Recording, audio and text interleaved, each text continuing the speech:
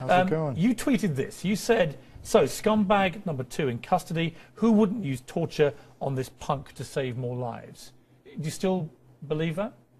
Absolutely. At the end of the day, I think that you interview a lot of politicians. A lot of politicians are full of crap.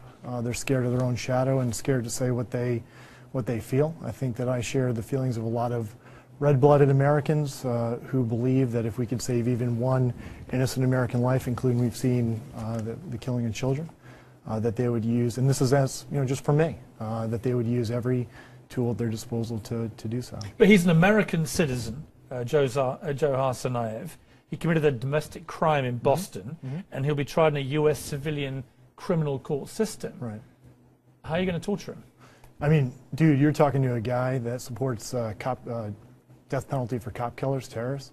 Yeah, but how would you torture him? Piers, I would support, I'm talking about me. If you want to talk to the President of the United States about his policies, the next time you golf or go play basketball with him, you can ask him. I'm telling you, as Greg Ball, Greg Ball, personally, I understand you're Greg Ball, but you personally put in a room with anybody from the most current scumbags to Osama bin Laden, I understand. I'm telling you what I would do. As far as policy of the United States, you got to take it up with your man. I understand, but obviously, if you start to torture an American citizen for committing a domestic crime in America, you are crossing a Rubicon. Would you do that as policy? Can I ask you a question? What would you do if you were given the opportunity before Osama bin Laden was shot? If you got 30 minutes in the room, what would you do? It's really a question about... Would you play cards with Osama bin Laden? What would you do? Well, let me put this to you. I think you need to say... you answer this. Right. If you met this scumbag before he killed... Not now. If you met this scumbag before he killed these people and turned people into amputees, what would you do? Play cards? It's not really. Maybe I should have said it in a British accent. These men killed innocent men, women, and children. What would you do? Well, you do it. You get paid for it. Seriously, so I've invited you onto my show your own medicine. because you tweeted this to the world, and I'm curious about what you think. No, not to the world, to about 5,000 people. Really offensive. Because you don't like it when you don't have another bobblehead that you can beat up and treat like a coward.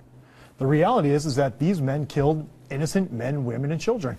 As a red-blooded American, I said, who out there, if it would save an innocent American life, would not use torture? Right. I understand. I, for one, stand firmly and say I would. I understand all the gung-ho language you're using. Right. Here's the point I'm making to you. Yep. Do you realize that if you torture this man, what you're basically endorsing is the torture of American citizens for committing domestic crimes inside America? Would you, as a politician, want to bring that in as a standard matter of practice in your country? Yes or no?